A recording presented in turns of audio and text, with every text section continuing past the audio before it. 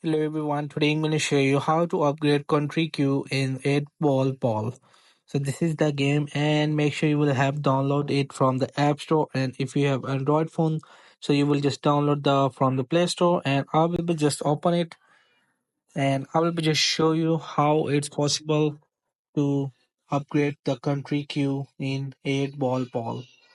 So here you will see I will just go back on the main and I will just show you. So here you will see in the left side and the top the queues option. I will be just tap on it simply and it will be just updating, and I will be just move in the country, and here are you will see there the four of countries in advance, force, aim, spine, time, but it will be just buy for the cash, but right now I don't have enough, so you will be just tap on it buy and it will be just purchasing from here, and when you just purchase it upgrade it, so you will be just move in your own. So right over here you will be just able to see it.